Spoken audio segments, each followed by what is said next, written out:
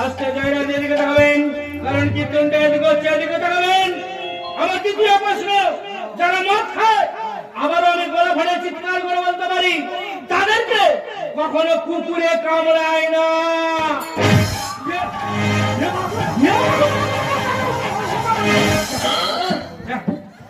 বাবারে সে মদে নেশা বুড়ি গোলাটি বের হয়ে গেছে।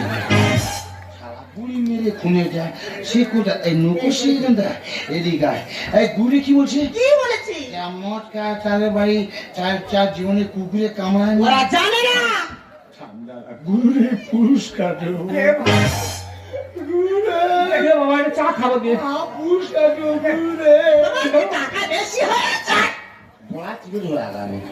ওই নয় ডান করছি ডান করে দিচ্ছে না বাজে মেয়ে ছেলে।